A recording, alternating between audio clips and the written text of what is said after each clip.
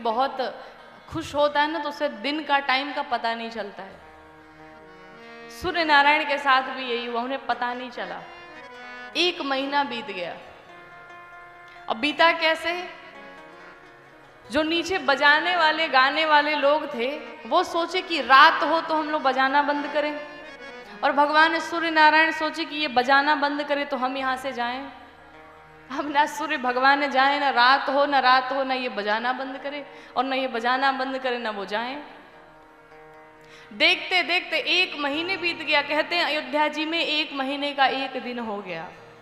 जब सूर्य नारायण को ज्ञात हुआ कि मैं तो यहाँ 1 महीने से खड़ा रह गया, सूर्य नारायण भगवान अपने भाग्य की प्रशंसा करते हुए भगवान को प्रणाम करते वहां से चल पड़े।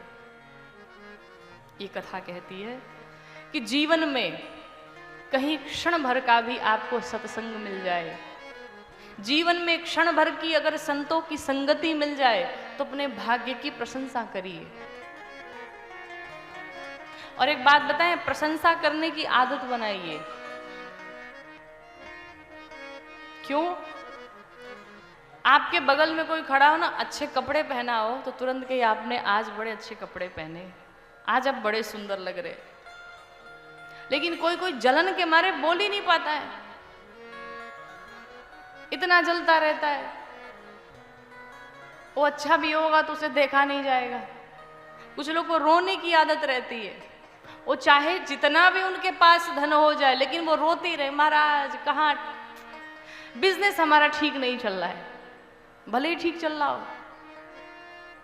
और एक बात बताएं, ये उल्टा जिसको कहने की आदत पड़ गई है ना, तो कहते हैं कि दिन भर में 1 बार सरस्वती मैया का जिह्वा पर वास होता है। और क्या पता जिस समय आप कह रहे हैं कि बिजनेस हमारा बड़ा बुरा चल रहा है और उसी समय सरस्वती मैया वास कर जाए, तब तो हो गया कल्याण। हर हाल में खुश रहना संतोष से सीख जाए। हर हाल में प्रसन्न रहने की आदत बनाइए, हर हाल में खुश रहने की आदत बनाइए। क्यों? ये संसार दुखालय है। इस संसार का नाम क्या है? दुखालय। आप पुस्तक की दुकान पर जाएंगे, लिखा होता है पुस्तकालय। भोजन की दुकान पर जाएं, भोजनालय। अब भोजन की दुकान पर जाकर के पुस्तक मांगेंगे तो पुस्तक थोड़ी मिलेगी, और पुस्तक की दुकान पर जाकर के भोजन मांगे तो भोजन नहीं मिलेगा।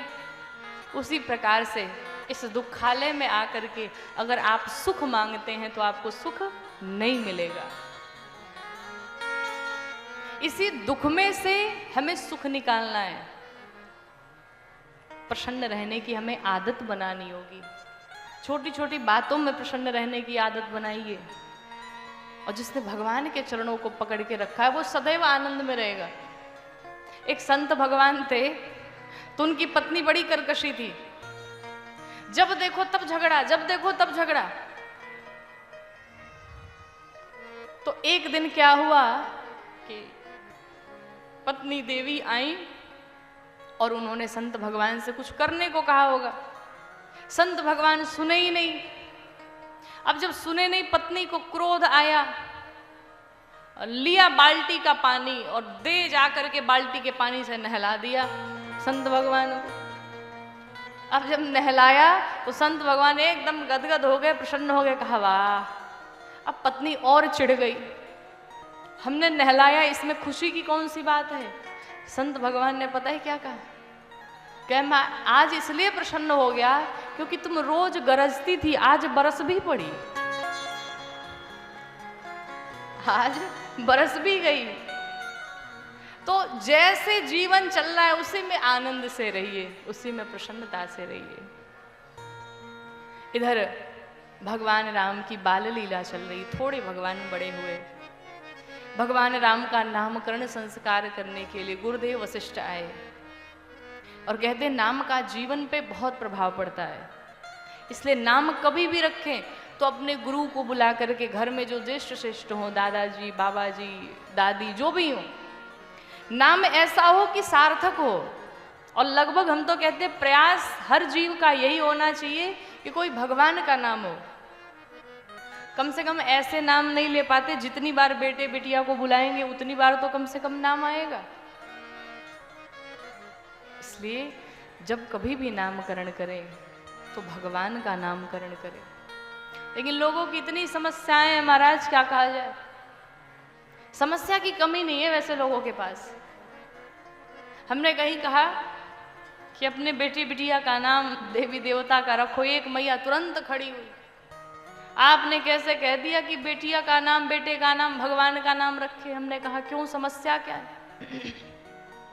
कहा समस्या ये है कि अब बताइए अगर भगवान का नाम रख दिया तो हम अपनी बिटिया को गरियाएंगे कैसे, हम गाली कैसे देंगे। अब बताइए भी कोई बात होती है, ये भी समस्या ही है। लेकिन अच्छी बात तो ये है कि कम से कम माइंड में इतना तो है कि अगर नाम रख दिया तो गाली बंद करनी पड़ेगी, इसी बहाने गाली भी तुम्हारी बंद हो जाएगी। तो ऐसे ऐसे जीव पड़े हैं इस धरा पर। तो नामकरण जब भी करे तो भगवान का नामकरण करे। दिन रात गोविंद का चिंतन बना रहे, दिन रात भगवान का स्मरण बना रहे। भगवान का नामकरण करने के लिए गुरुदेव वशिष्ठ आए। गुरुदेव वशिष्ठ कहते हैं महाराज ये जो आपके ज्येष्ठ पुत्र हैं ना, समस्त जीव को विश्राम देने वाले हैं, समस्त जीव को शांति देने वाले, इनका नाम लेने मात्र से जीव को परम आनंद की प्राप्ति हो जाएगी।